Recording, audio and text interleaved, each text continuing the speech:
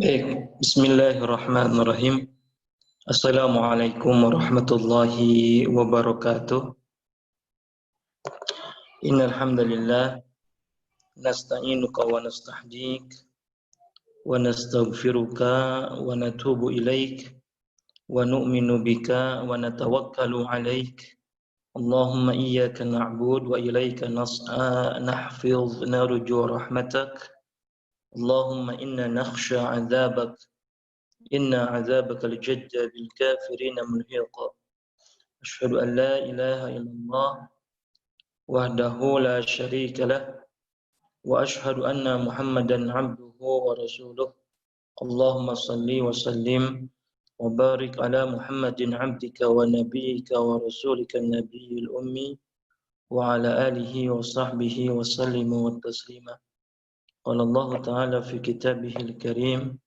A'udzu billahi minasyaitonir rajim. Bismillahirrahmanirrahim. Wa qadimna ila ma 'amilu minal amal faj'alnahu haba'an manthura. Wa qala an-nabiy sallallahu alaihi wasallam, ittaqillaha haitsu ma kunta wa atbi'is sayyi'atal hasanata tamhuha wa khaliqin nas bi khuluqin hasanin, amma ba'du. Sebelumnya alhamdulillah kepada para ukhti yang salehah ya, atau ibu-ibu, teteh-teteh semua ya.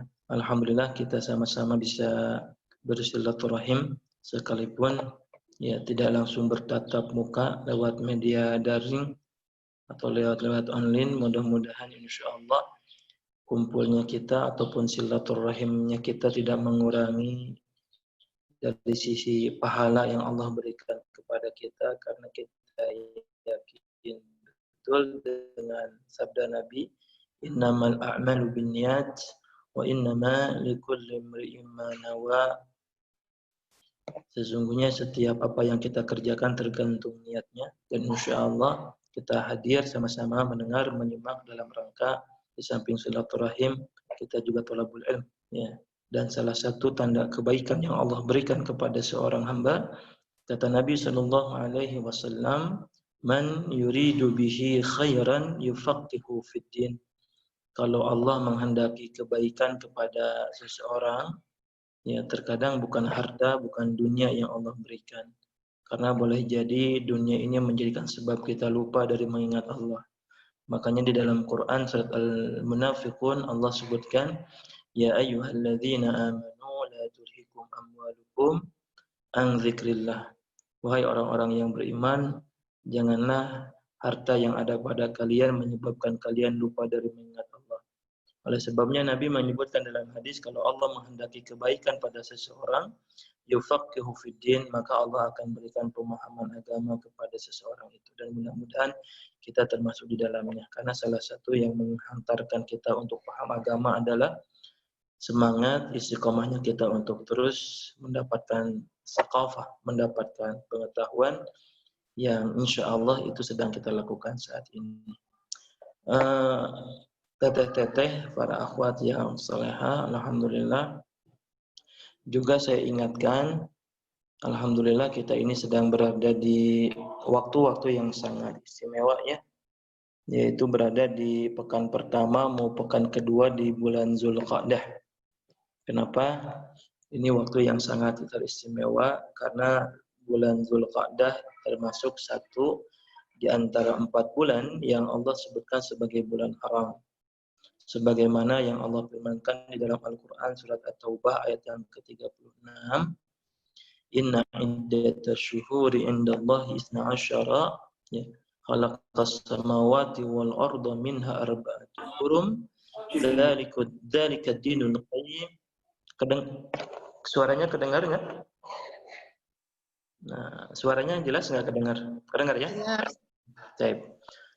Dzalika dinul qayyim fala tadlimu fihinna anfusakum. Sesungguhnya jumlah bilangan bulan dalam 1 tahun, kata Allah sebutkan ada 12 bulan. Dan di antara 12 bulan itu Allah menyebutkan 4 bulannya arba'atun hurum, yaitu bulan. Nah, Bulan haram itu salah satunya adalah bulan Dzulqa'dah. Hadis Nabi menyebutkan Dzulqa'dah, yang kedua bulan Dzulhijjah, ketiga bulan Muharram, yang keempat bulan Rajab. Abdullah bin Abbas ketika menafsirkan ayat ini, ya teteh Soleha, ya, beliau menyebutkan siapa orang yang berbuat amal soleh, siapa orang yang beribadah di waktu-waktu yang Allah haramkan, maka ibadahnya seseorang itu Allah akan lipat gandakan dengan balasan yang berlipat-lipat. Begitu juga sebaliknya, Allah ingatkan dalam ayat ini, "Wala tadlimu fihinna anfusakum." Janganlah sekali-kali kalian banyak berbuat zalim di bulan-bulan yang Allah haramkan. Maknanya jangan sering-sering kita atau jangan kita lakukan perbuatan dosa di waktu-waktu yang Allah haramkan. Kenapa? Karena dosa yang dilakukan di waktu-waktu yang Allah haramkan, kata Abdullah bin Abbas pun, balasannya akan Allah ganjar dengan balasan yang berlipat-lipat. Oleh karenanya, saya mengingatkan kepada saya dan kepada akhwat fillah, ya, kita sama-sama untuk mengisi waktu-waktu yang Allah haramkan ini dengan berbagai macam ketaatan, kebaikan, dan amal soleh. Karena kebaikan yang kita lakukan di bulan yang Allah haramkan ini bernilai pahala yang sangat banyak, insyaallah. Baik, akhwati fillah, ya. Tema yang akan kita bahas pada kesempatan menjelang siang hari ini, ya, yaitu tentang mengimani nikmat ataupun azab kubur, ya, dan mengimani, ya, atau mengetahui nikmat dan azab kubur itu termasuk salah satu rukun iman yang mesti hadir pada diri kita, yaitu iman kepada hari kiamat, ya. Kenapa? Karena boleh jadi ada sebagian orang yang mengimani Allah sebagai pencipta, tetapi mereka tidak mengimani tentang apa isi hari kiamat. Makanya di dalam Al-Quran disebutkan, ya, ada sebagian orang, ya, orang-orang kufur yang kufur kepada Allah Subhanahu Wa Taala, mereka mengatakan, waqalu in hiya ila hayatuna dunya, ya nahnu bimab'utsin.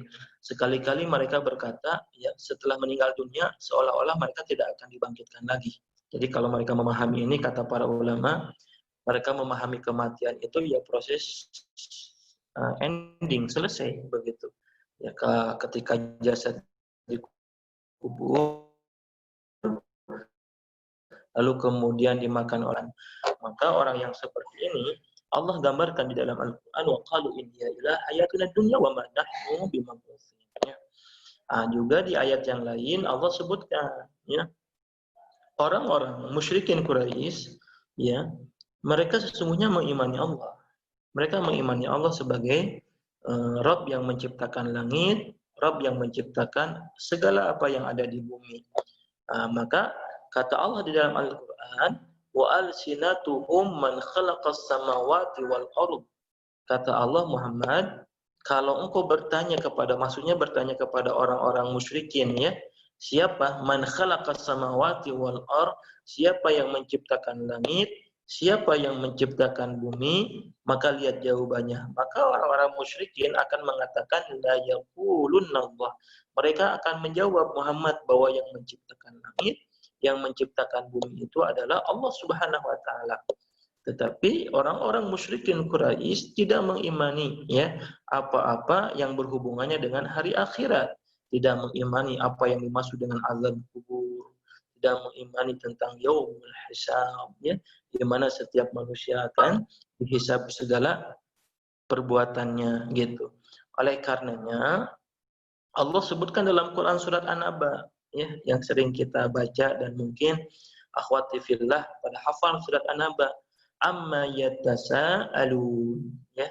Itu kalau kita pahami ayat yang pertama, amma yatasaalun, itu ayat yang menceritakan tentang orang-orang kafir, ya, yang di antara mereka satu dengan yang lainnya saling bertanya, amma yatasaalun. Jadi pada bengong, ya. Di antara mereka saling bertanya, apa yang ditanyakan oleh mereka, ya, anin naba'il azim, yaitu tentang berita yang sangat besar. Berita apa? Berita yang dibawa oleh Nabi ketika Nabi mengajak kepada orang-orang musyrikin Quraisy tentang azab kubur, tentang azab siksa neraka, tentang surga. Mereka tidak mengimani, ya. Tetapi nanti ada satu kondisi di mana ternyata apa yang disampaikan oleh Nabi maka disebut an-naba, ya. An-naba itu artinya berita. Jadi yang berhubungan dengan alam gaib, yang berhubungan dengan hari akhirat, yang berhubungan dengan hari kiamat, biasanya dalam Al-Quran isinya tentang berita-berita hari kiamat. Kalau informasi politik itu tidak disebut dengan an-naba, tetapi disebutnya dengan khabar, berita. Makanya ada surat kabar, artinya surat yang berisikan tentang berita informasi-informasi yang pada umumnya. Tetapi kalau berita yang berisikan tentang hari kiamat, tentang azab kubur, itu disebutnya dengan an-naba. Ini ayat menggambarkan akhwati fillah rahimakumullah, yang mana ada sebagian orang, ya, yang beriman kepada Allah tetapi tidak mengimani kubur. Oleh karenanya, kata para ulama, mengimani nikmat ataupun azab kubur itu termasuk salah satu bagian daripada rukun iman yang kelima, yaitu rukun iman yang kelima, iman kepada hari kiamat. Karena kubur merupakan bagian daripada hari kiamat setelah kita hidup di dunia. Ya, ini yang pertama. Yang kedua, kaitannya dengan azab kubur ini, ya. Ini kita belum bicara nikmat dan azabnya, ya. Akhwati fillah rahimakumullah, kenapa ini penting, ya? Sampai-sampai Nabi Shallallahu Alaihi Wasallam mengajarkan kita akan satu doa, ya. Juga pernah diriwayatkan oleh salah seorang sahabat Nabi, Abdullah bin Abbas radhiyallahu an, pernah meriwayatkan suatu saat Nabi Shallallahu Alaihi Wasallam mengiringi salah satu jenazah, ya, yang akan dimakamkan, dikuburkan. Ketika kemudian si jenazah itu masuk ke liang lahat, setelah beres penguburannya, lalu kemudian Nabi, ya, melihat kepada para sahabat yang ada di belakangnya, saking pentingnya sampai kemudian Nabi memberikan wasiat kepada para sahabatnya, ya, kepada para sahabat untuk berlindung min azabil qabri, ya, wa na'udzubika min azabil qabri wa na'udzubika min azabil qabri. Sampai Nabi Sallallahu mengulang dengan kubur, hendaklah kita berlindung daripada azab kubur begitu. Oleh karenanya Nabi mengajarkan doa yang sangat penting kepada kita tentang fitnah. Fitnah itu salah satu keadaan yang akan menimpa kita, ya. Ya, keadaan yang sangat gawat, keadaan yang sangat dahsyat, ya, yang akan menimpa setiap manusia, sehingga setiap sholat, akhwati fillah rahimakumullah, stabil wa min fitnatil mahya wa mamati wa min syarri fitnatil masiihid dajjal. Ya Allah, kami berlindung kepadamu dari azab kubur, ya, kemudian fitnah kehidupan, kemudian fitnah dajjal. Tetapi kata para ulama, azab kubur dalam doa ini ditempatkan di urutan yang pertama, ya. Ya, dalam kaidah bahasa Arab terkadang urutan itu menunjukkan level, menunjukkan kedudukan. Artinya apa? Saking bahayanya ancaman azab kubur, sampai-sampai Nabi Shallallahu Alaihi Wasallam ketika memohonkan kepada Allah yang diminta supaya kita terhindar dari azab kubur terlebih dahulu. Kenapa? Karena sesungguhnya azab kubur itu adalah gerbang akhirat, sehingga ditempatkan di yang pertama. Jadi kalau ada orang yang insya Allah mereka ini terlepas, ya, daripada azab kubur, maka mereka termasuk orang-orang yang mendapatkan kebahagiaan nanti di akhirat, ya. Makanya Utsman bin Affan radhiyallahu an, kalau melewati kuburan, ini bukan alam kubur, karena alam kubur itu termasuk alam yang gaib, ya. Utsman bin Affan ketika melewati kuburan bersama para sahabatnya, ya. Utsman bin Affan itu kalau melewati kuburan senantiasa menangis seperti hanya nangis seorang anak kecil. Ya, jadi nangisnya itu, nangis anak kecil itu gimana ya? Ya, nangis ya sejadi-jadinya. Sehingga sahabat yang lainnya pun merasa heran dengan kondisi Utsman bin Affan kalau melewati setiap kuburan. nangis sejadi-jadinya seperti anak kecil. Maka sahabat bertanya, ya Khalifah Utsman, ya, apa yang menyebabkan engkau kalau melewati setiap kuburan, bukan alam kubur ya, setiap melewati kuburan engkau menangis sejadi-jadinya sebagaimana kami melihat anak kecil menangis. Apa Utsman bin Affan? Wahai saudaraku, sahabatku, tidakkah aku melihat kuburan? Kenapa aku menangis? Karena inilah gerbang kehidupan sejatinya. Siapa orang yang selamat di kuburnya, dia akan mendapatkan keselamatan di akhirat. Tetapi sebaliknya, siapa mereka yang mendapat keburukan di kubur, maka orang itu pun akan mendapatkan keburukan yang kekal nanti di akhirat. Jadi memang kubur ini, ya alam kubur ini termasuk gerbang untuk gimana? Enggak ya? Nah, termasuk gerbang pintu akhirat, sehingga wajar kalau kemudian Nabi ketika buka min adzabil qabri, fitnah dajjal besar, ya fitnah dajjal besar, fitnah kehidupan pun besar, tetapi ketika Nabi mengutamakan azab kubur, ini menunjukkan satu keadaan, satu kedudukan betapa azab kubur ini sesuatu yang menakutkan, gitu ya, sesuatu yang menjadikan setiap diri kita mesti hati-hati. Kayak begini, akhwati fillah, kalau kita berdoa, Allahumma inna nas'aluka salamatan fid din wa afiatan fil jasad wa ziyadatan fil ilmi wa barakatan fil rizki, ya. Nabi sama minta sehat, Nabi sama minta ditambahkan ilmu, minta kepada Allah supaya diberikan kesehatan. Tetapi yang pertama kali diminta oleh Nabi kepada Allah Subhanahu wa taala, salamatan fid din, diselamatkan dulu agamanya, gitu. Kenapa?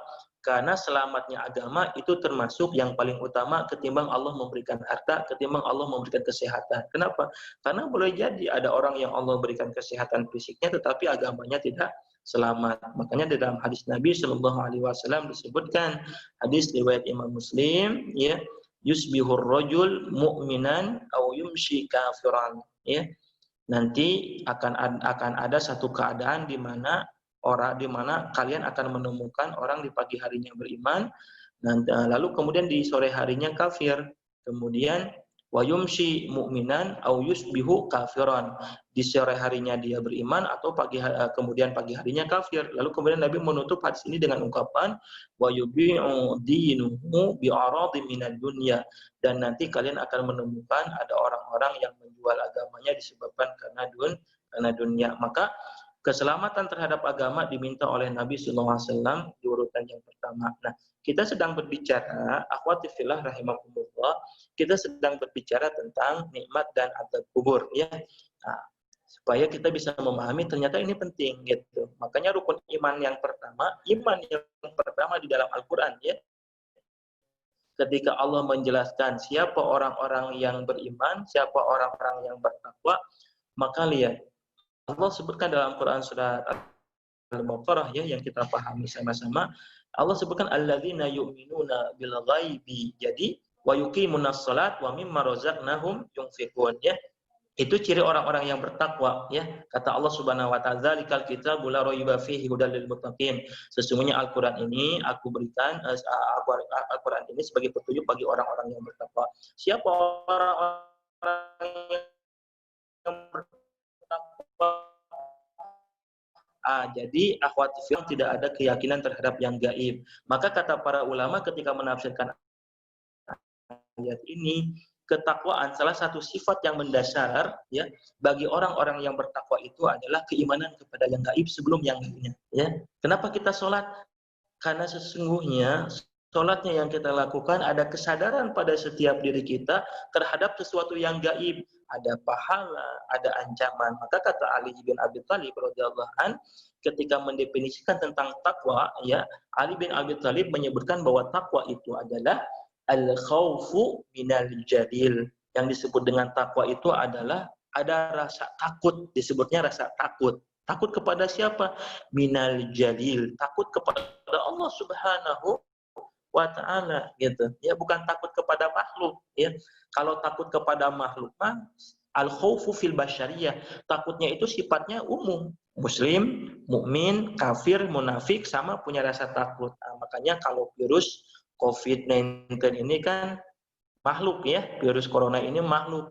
Maka bukan hanya kita yang takut terhadap virus ini, ya, orang yang tidak beriman pun sama takut dengan virus ini. Maka kita social distancing, mengenakan masker, cuci tangan dan yang lain-lainnya.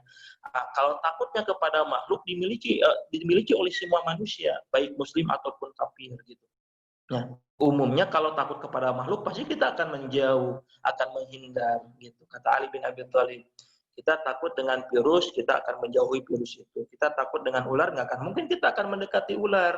Takut dengan harimau, kita pun akan menjauh daripada harimau itu karena takut menerkam kita. Ya, nah beda dengan al-khawfu minal jalil kata Ali bin Abi Thalib. Kalau kita takut kepada Allah Subhanahu Wa Taala, sebaliknya bukan menjauh, bukan lari, tetapi semakin mendekat. Maka akhwati fillah rahimakumullah, kenapa kita ibadah? Ibadah itu adalah upaya mendekatkan diri kita kepada Allah. Kenapa kita mendekat? Karena kita takut kepada Allah. Salah satu takutnya itu adalah ya takut dengan apa yang Allah berikan kepada manusia. Salah satunya adalah azab. Azab di dunia, bisa azab di kubur, dan nanti azab di yaumil akhirat. Oleh karenanya kita penting. Maka Allah sebutkan yang pertama, siapa mereka orang yang bertakwa? Orang yang bertakwa itu Allah nggak menyebutkan mereka yang melaksanakan sholat lebih dahulu. Yang bayar zakat enggak. Tetapi kata Allah, siapa orang yang bertakwa? Dalam ayat yang pertama, ada surat Al-Baqarah ini. Yang pertama disebutkan, alladzina yu'minuna bil ghaibi. Mereka yang kemudian beriman kepada yang gaib. Nah, akhwati fillah rahimakumullah. Ya, mengimani nikmat ataupun azaib. Artinya tidak bisa kita rasakan, tidak bisa kita lihat oleh kasat mata. Makanya sempat tuh ada penelitian ya, sempat ada penelitian orang-orang ateis ya. Karena orang-orang ateis memahami bahwa kaum muslimin itu mengimani azab kubur, sementara mereka kalau udah meninggal ya udah mati ditelan bumi, dimakan cacing, jadi tulang belulang. Akhirnya apa? Yang dilakukan oleh orang-orang ateis itu, ketika ada orang yang meninggal dunia, ya, kemudian ketika dikubur itu dia masukin rekaman, ya, masukin rekam ke dalam kubur itu, gitu kan? Dia ingin menyaksikan, ya, apakah benar ada azab kubur itu? Dimasukinlah rekaman ke dalam kuburan itu dan memantau selama beberapa hari. Setelah kemudian rekaman itu, ya, si kubur itu kemudian digali lagi untuk mengambil rekaman, lalu diputar rekaman ini nggak dapat apa-apa. Bukan begitu, ya. Jadi nggak bisa dilihat oleh teknologi kalau namanya azab kubur. Ada, mesti kita yakini. Makanya beriman kepada nikmat ataupun kepada azab kubur ini bagian daripada al-iman. Ya, bagian daripada iman yang ada pada diri kita. Bahkan akhwat fillah rahimakumullah, beriman kepada azab kubur ini ya, beriman kepada nikmat ataupun azab kubur ya, atau keyakinan terhadap kubur ini seringkali dijadikan motivasi oleh orang-orang soleh zaman dahulu. Gitu. Salah satunya seorang tabi'in, bukan sahabat, ada salah seorang tabi'in namanya Samak bin Wa'id. Jadi Samak bin Wa'id itu Masya Allah, orang-orang dulu itu kesolehannya kalau dibandingkan dengan kita nggak ada apa-apanya kita ini. Jadi Samak bin Wa'id itu senantiasa, akhwati fillah rahimakumullah, Samak bin Wa'id itu sudah biasa melakukan sholat qiyamul lail. Satu malam itu beliau suka mengiqab diri, atau istilah kita muaqabah, selalu menghukumi diri. Ya, bagaimana cara menghukum dirinya Samak bin Wa'id? Jadi Samak bin Wa'id itu di dalam rumah dia buat kuburan. Ya, sebagaimana liang lahat dibuat kubur begitu. Lalu kemudian dia siapkan kain kafannya. Nah, ketika Samak bin Wa'id disebutkan salah satu dia melewati hari, di hari itu dia tidak qiyamul lail, dia melakukan muaqabah, menghukum diri. Bagaimana menghukum dirinya? Dia mengenakan kain kafan yang lahat, gitu kan? Dia masuk ke dalam liang lahat kuburan yang digalinya sendiri, lalu kemudian dia tutupi di atasnya seolah-olah Samak bin Wa'id merasakan dia sedang berada di kubur. Lalu kemudian Samak bin Wa'id menjerit kepada Allah. Jeritan Samak bin Wa'id itu, Allahumma rabbi irji'un li'alli amalan salihah. Gitu. Ya Allah, tolong kembalikan aku kepada kepada dunia, li'alli amalan salihah. Kalau engkau kembalikan aku ke dunia ini, maka tidak ada kesempatan kecuali aku gunakan untuk beramal soleh, beramal soleh, beramal soleh. Maka seolah-olah Allah mendengar ceritanya Samak bin Wa'id. Dibuka tuh tutupnya liang lahat itu, seolah-olah Allah berikan kehidupan lagi sehingga bergairah kembali untuk beribadah.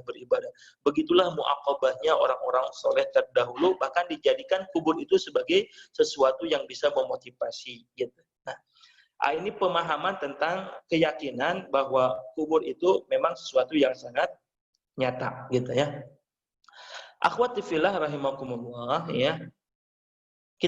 Yang pertama kita berbicara tentang nikmat kubur terlebih dahulu ya. Nikmat kubur sebelum kita berbicara tentang azab kubur. Jadi ada nikmat, ada azab kubur ya. Walaupun di dalam hadis Nabi ya ada orang-orang yang ketika wafat ya dia tidak akan melewati satu fase ya, yaitu kondisi sesuatu yang berada di alam kubur, salah satunya orang yang syahid. Makanya kata Nabi dalam hadis riwayat Imam Ahmad dan At-Tirmidzi disebutkan orang yang syahid itu yadkhulunal jannata wala hisaban wala iqaban. Orang yang syahid itu masuk surganya tanpa dihisab, termasuk tanpa mendapatkan azab kubur gitu. Tetapi secara umum kematian manusia akan mengalami fase yang disebut dengan alam kubur. Kita bicara tentang nikmat terlebih dahulu ya. Bicara tentang nikmat kubur ya. Allah sebutkan di dalam Al-Qur'an surat Al-Imran ayat 169 ya kalau tidak salah. Allah berfirman, "Wala yahsabanna alladzina qutilu fi sabilillahi amwata bal ahya yakun." Yang artinya begini. Ini apa ayat yang menjelaskan tentang nikmat kubur salah satunya. Kalian jangan mengira bahwa orang yang wafat ataupun orang yang meninggal dunia dalam keadaan kalau nggak surat Al-Imran Al-An'am ya saya lupa ayatnya ya. Kalian jangan mengira bahwa ada orang yang meninggal dunia dalam keadaan fisabilillah syahid di jalan Allah itu amwatan, mati begitu saja. Tetapi ya mereka hidup bahkan rezeki. Ini ayat yang menjelaskan bahwasanya orang yang setelah meninggal dunia walaupun boleh jadi wafatnya itu ditusuk misalnya, seperti kita membaca kisah tentang Hamzah bin Abdul Muthalib. Ya, Hamzah bin Abdul Muthalib itu syahid dalam perang Uhud ya, yang sampai jantungnya dirobek gitu kan, darahnya bercucuran oleh Wahsy yang diperintahkan oleh Hindun ya. Mungkin secara kasat mata sampai Nabi saat itu mukanya memerah, bahkan ingin membalas apa yang dilakukan terhadap paman yang ia cintai, Hamzah bin Abdul Muthalib. Secara kasat mata mungkin menyakitkan, jantungnya dirobek, bahkan kalau kita baca kisah ya hatinya dimakan oleh Hindun, Masya Allah. Tetapi ayat ini menggambarkan wala yahsabanalladzina, jangan kalian mengira bahwa orang yang mati itu dalam jihad di jalan Allah amwatan, mati. Tetapi Allah katakan mereka hidup, bahkan di sisi Allah mereka mendapat rezeki. Maka kata para ulama, inda rabbihim razikin, wafat masuk alam kubur, maka Allah berikan kenikmatan. Ini satu, berarti nikmat kubur itu nikmat kubur ini ada gitu. Ya. Juga dikisahkan, kita bicara nikmat kubur dulu. Disebutkan dalam hadis riwayat Al-Barra bin Adzib ya. Hadisnya memang panjang tentang orang-orang yang mendapatkan nikmat kubur ya. Jadi kalau ada orang yang beriman, makanya sesungguhnya ada sebelum ke apa namanya kubur, nikmat kubur itu ataupun azab kubur ini kaitannya dengan kematian. Maka Allah sebutkan di dalam Al-Qur'an surah Fussilat ayat yang ke-40 ya.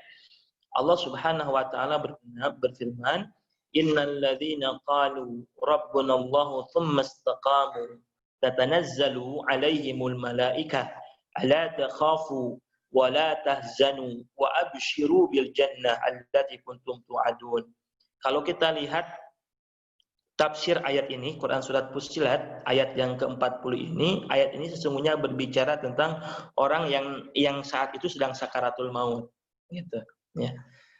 Tetapi orang yang beriman, yang Allah katakan innal ladzina qalu rabbunallahu tsumma istaqamu, yang kemudian mereka mengatakan bahwa Allah itu Tuhannya, lalu kemudian istiqamah, tsumma tatanazzalu alaihimul malaikah, kemudian Allah datangkan kepada orang yang beriman itu para malaikat. Nah, apa yang disampaikan oleh malaikat, ala takhafu wa la tahzanu. Ya, orang beriman jangan takut, jangan sedih. Ayat ini juga menggambarkan akhwati fillah, orang beriman pun ketika mengalami kematian, kondisi akan mati, kadang ada sedihnya, ada takutnya.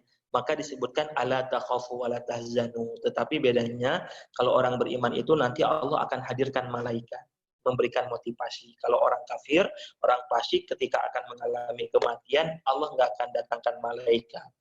Tapi orang beriman Allah akan datangkan malaikat, dan malaikat mengatakan ala takhafu, jangan takut, wala tahzanu, jangan sedih, wa absyiru bil jannah, bahkan malaikat memberikan kabar gembira bagi orang-orang yang beriman ini berupa surga allati kuntum tu'adun yang Allah janjikan kepada mereka, gitu. Nah, akhwati fillah rahimakumullah, ya. Sebagaimana yang disampaikan oleh Nabi dalam hadisnya yang diriwayatkan oleh Al-Bara' bin Azib, hadis ini agak panjang, ketika orang beriman meninggal dunia, ya, masuk ke alam kubur. Ya. Bagaimana caranya?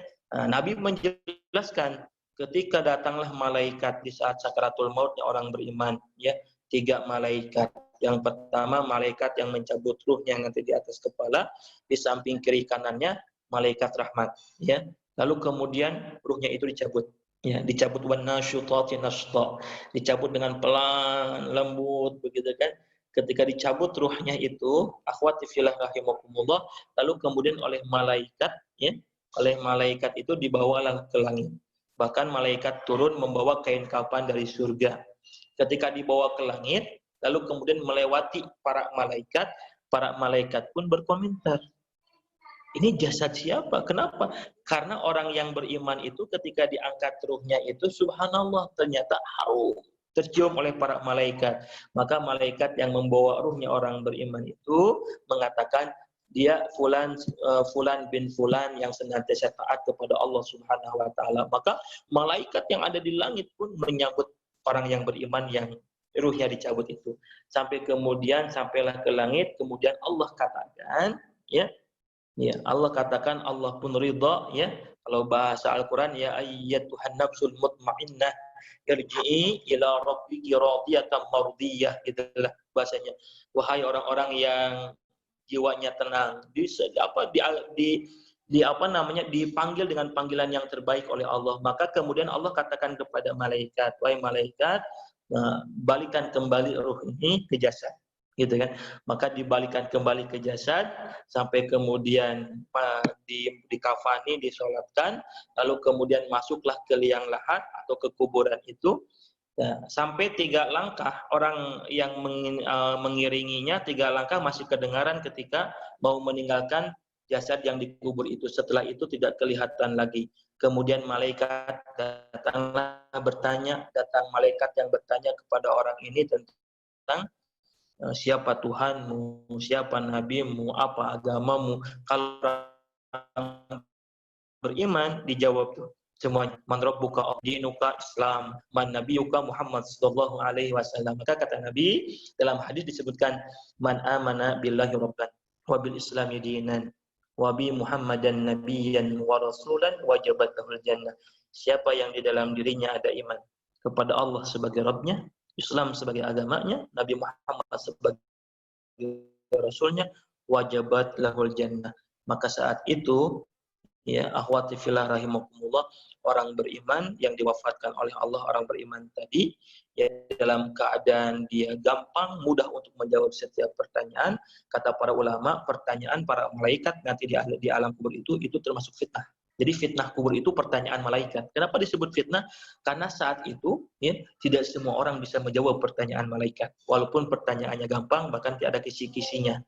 Ya, kalau kita tanya, ukhti, ya, ataupun akhwat, teteh, siapa Tuhanmu? Kita menjawab Allah.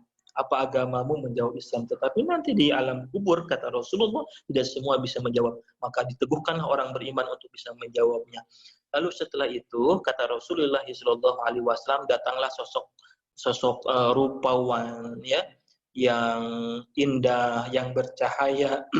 Tetapi orang beriman ini tidak mengenalnya. Ketika ditanya oleh orang yang beriman, man anta, siapa kamu? Maka orang sosok yang mendatangi ini menjawab, akulah amalan-amalanmu selama di dunia. Akulah salatmu, akulah sedekahmu, akulah bacaan Al-Qur'anmu. Nah, ini dalil menunjukkan bahwa amalan-amalan kita, amal soleh kita bagi orang-orang yang beriman di alam kubur akan berwujud, gitu ya. Sesuatu yang menjadikan kita senang, sesuatu yang menjadikan kita menikmatinya, ya.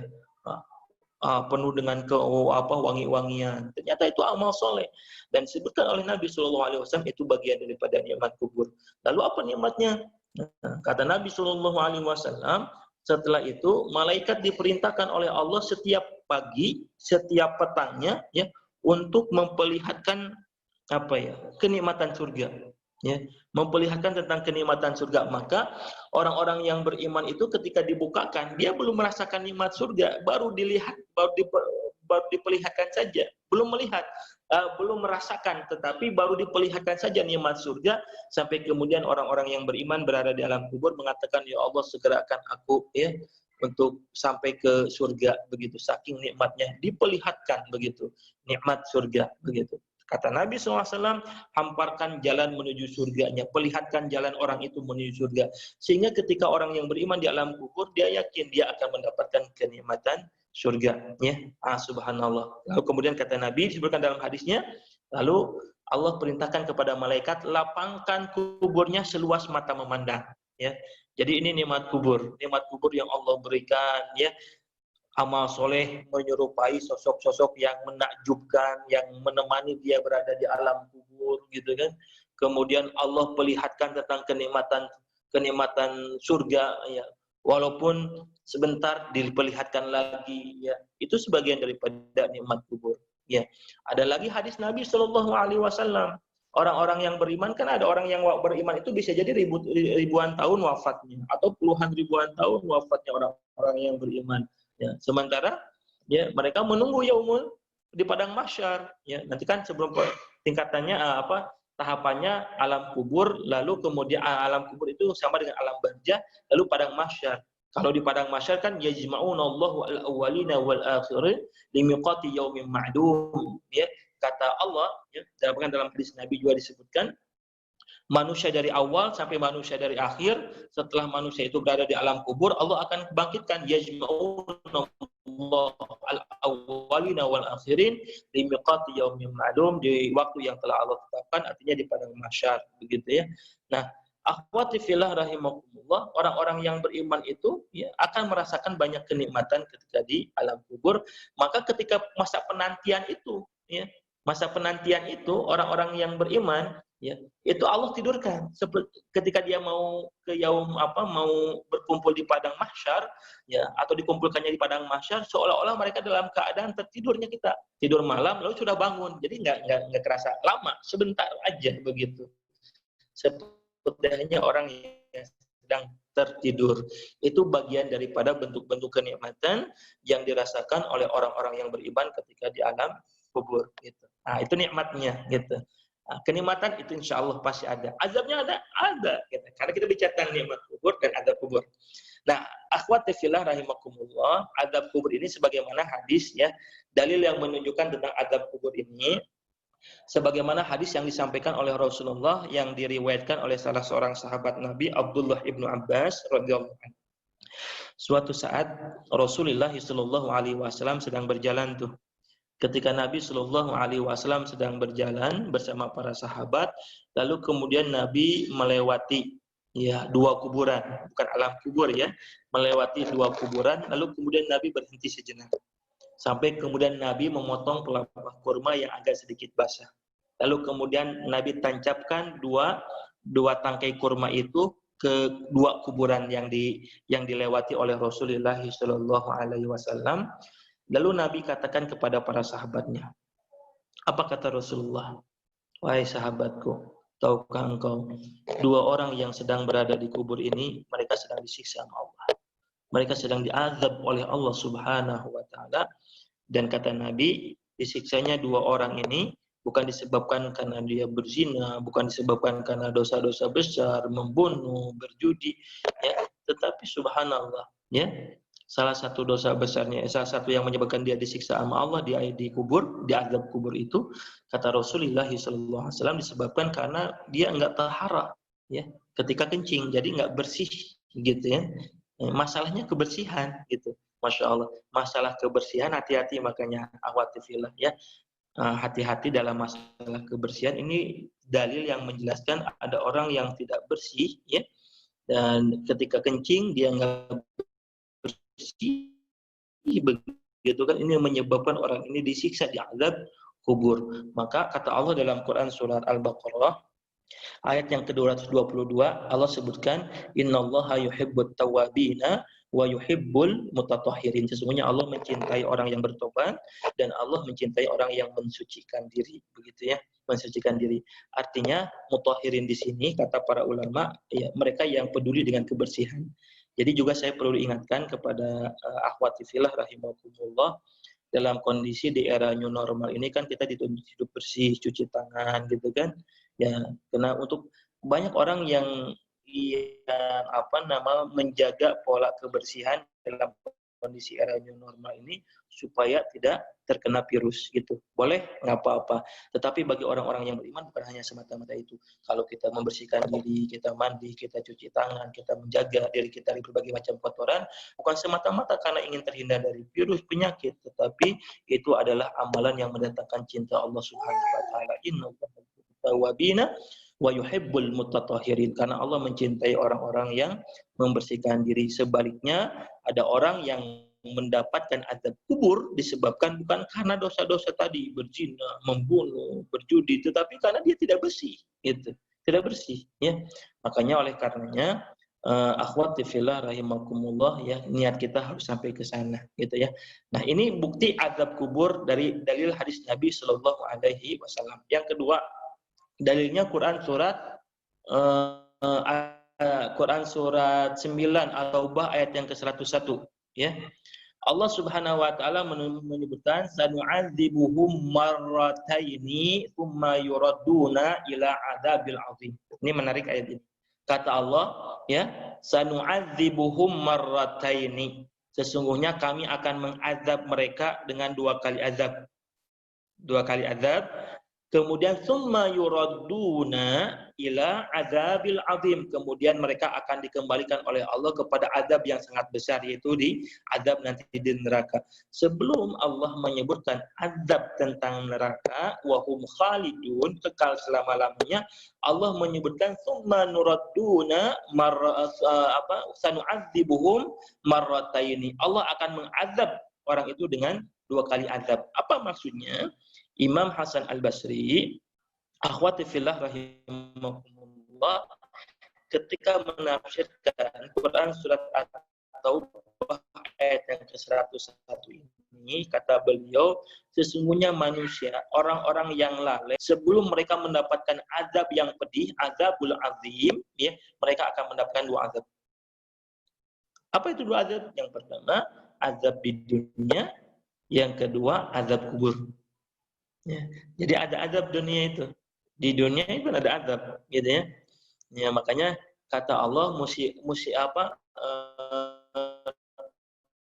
bisa sesuatu yang kita tidak inginkan bisa jadi ini ujian, musibah itu bisa jadi ujian atau juga bisa jadi azab. Ini disebutkan kata Imam Hasan Al-Basri.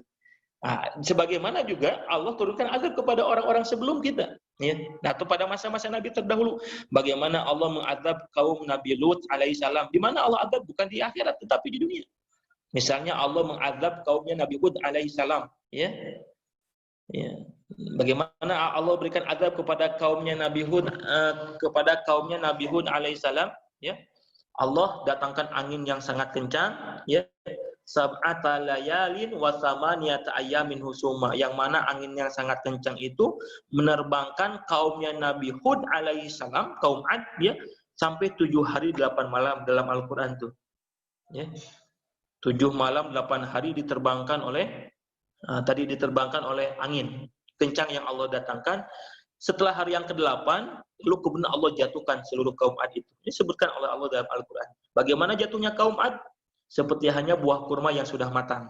Ya, kata para ulama digambarkan jatuhnya kaum Ad setelah 7 malam 8 hari diterbangkan, Masya Allah. Sampai 7 malam 8 hari diterbangkan. Coba bayangin. Sama angin yang sangat kencang. Setelah hari yang ke-8 dijatuhkan ke tanah, maka kepala dengan jasadnya berpisah. Azab bukan? Azab. Ya. Nah, jangan-jangan ini coronanya juga azab gitu ya. Mudah-mudahan ujian bagi kita. Gitu. Kata Allah dalam Al-Quran, sanu'adzibuhum marrataini. Allah akan mengazab orang-orang yang lalai, orang-orang yang kufur kepada Allah dengan 2 azab. Yang pertama azab di dunia, kadang juga diberikan. Yang kedua, kata Allah, azab di alam kubur.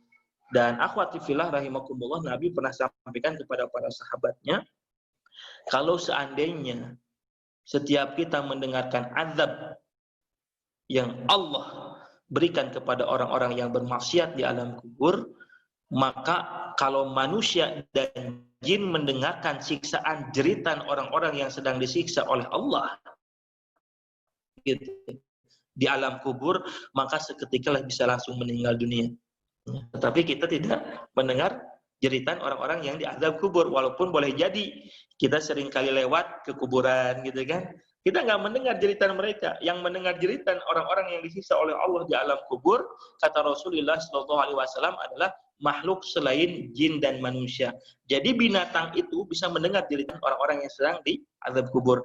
Maka nggak ada dalil yang menunjukkan binatang itu bermaksiat kepada Allah.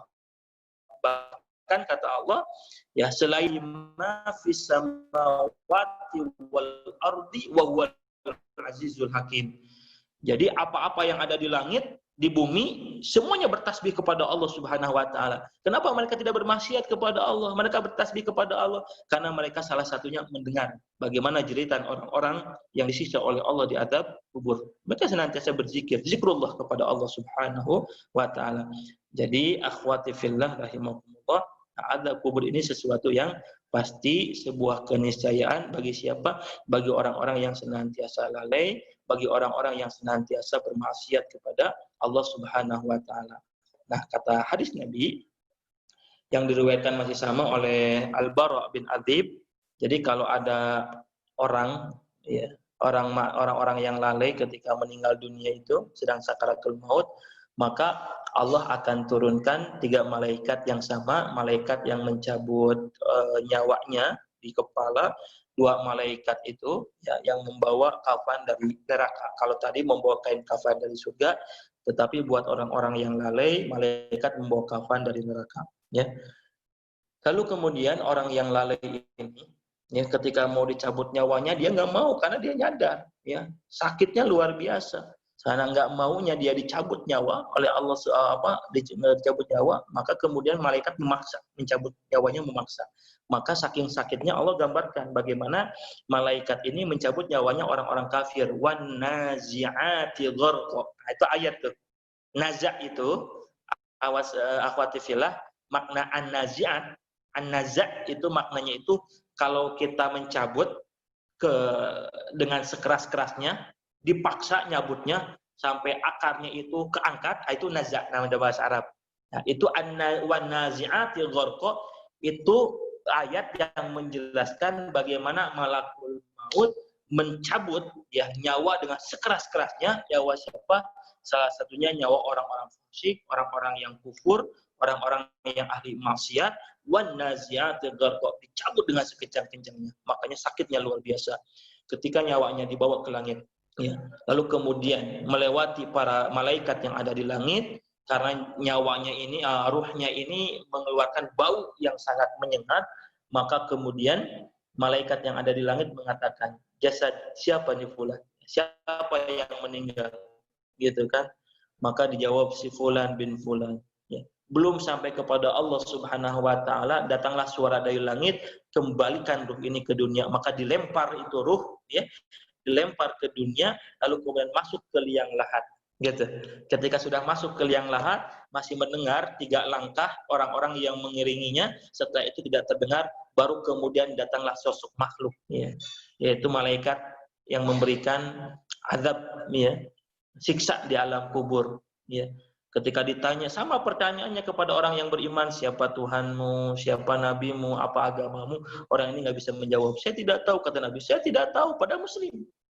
Saya tidak tahu, ya.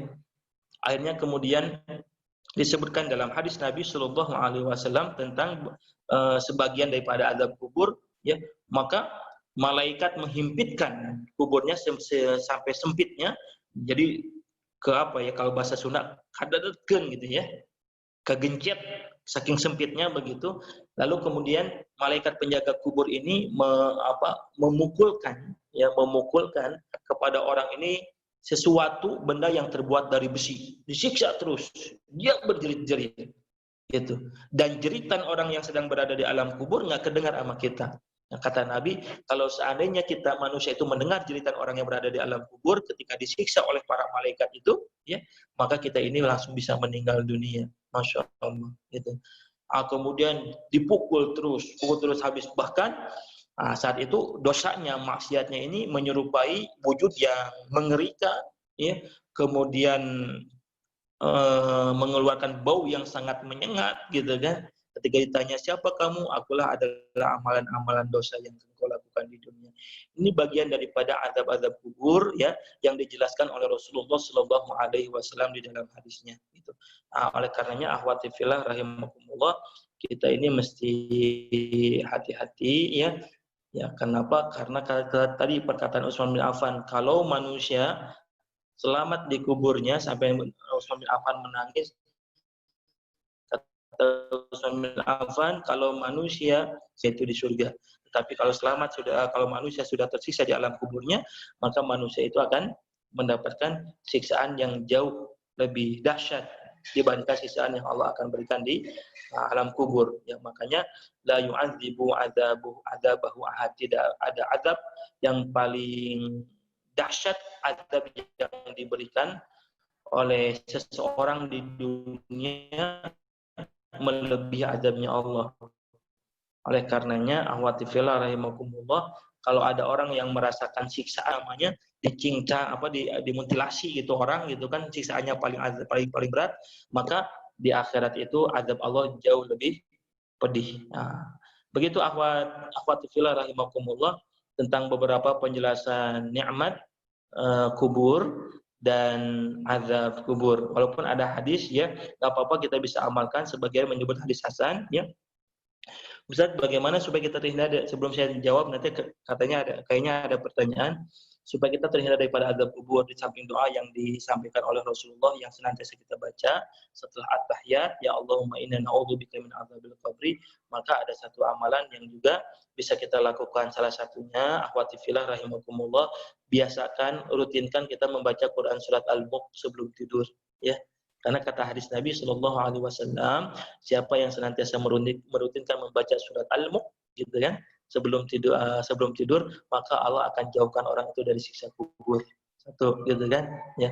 Ada juga dalam hadis Nabi riwayat Imam Ahmad dan At-Tirmidzi, ya, man mata yaumul jum'ah wa lailatul jum'ah, siapa orang yang diwafatkan di hari Jumat ataupun di malam Jumat, wuqiya fi adzabil kubri, maka dia itu akan terhindar daripada azab kubur, gitu kan.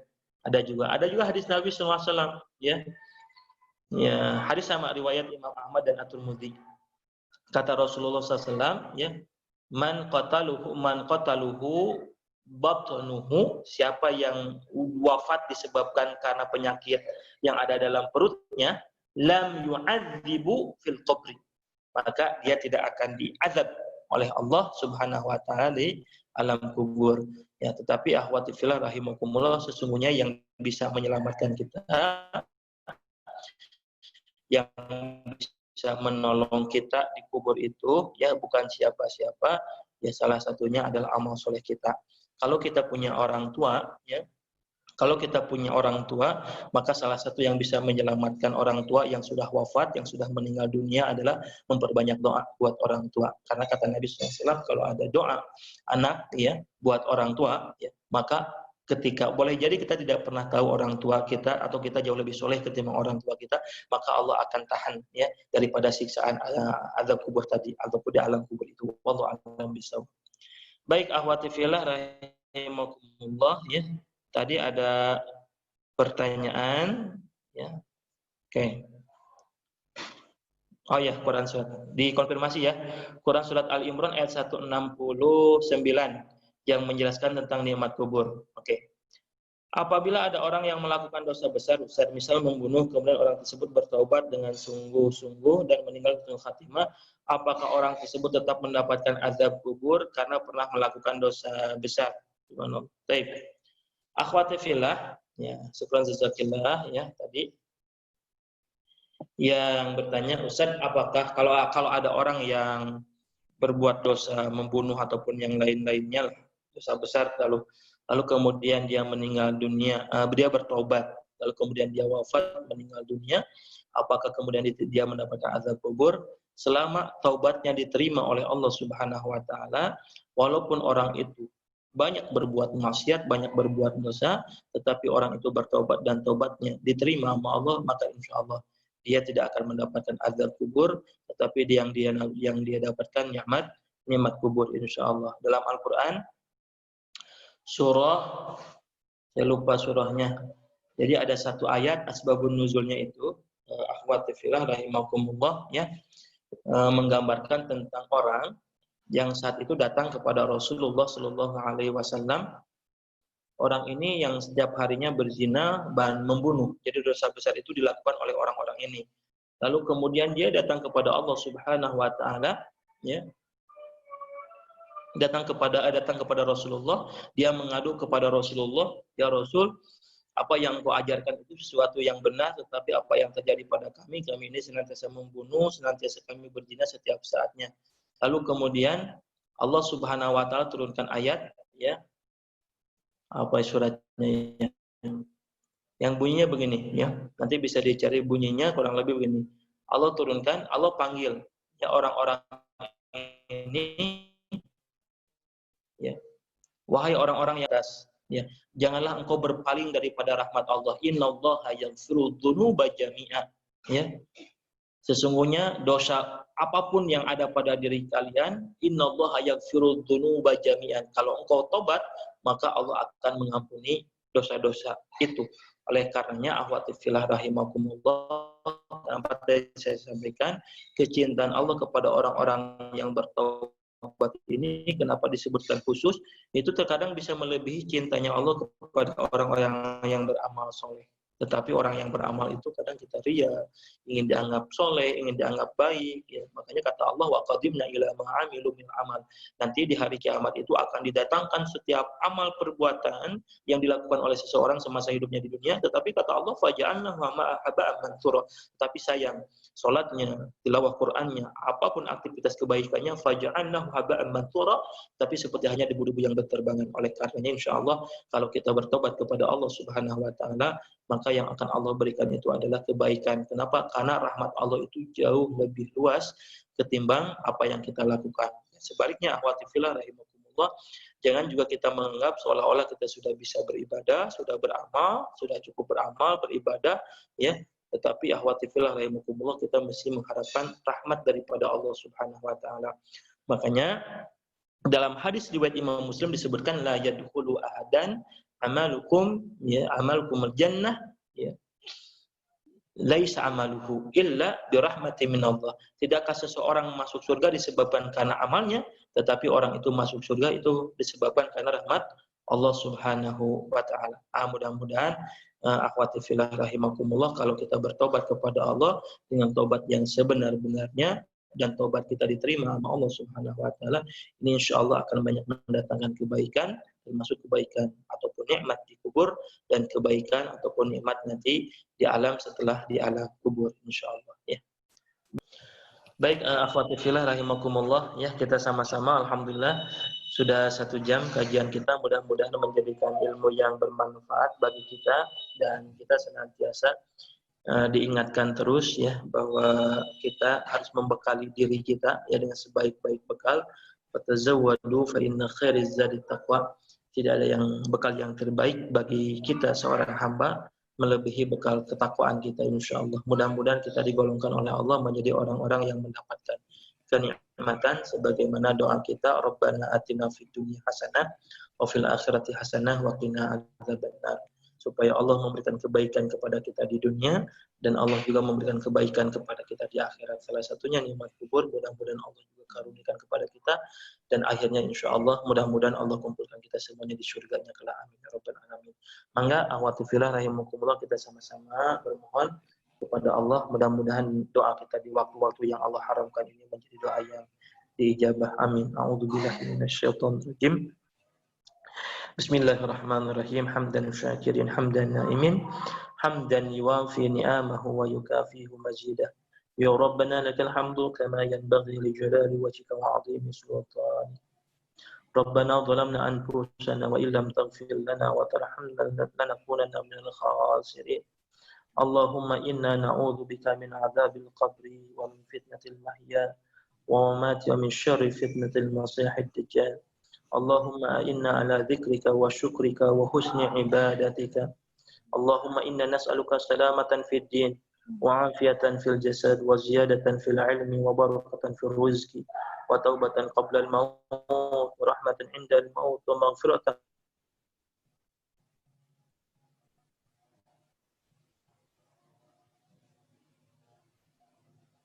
ba'da al maut.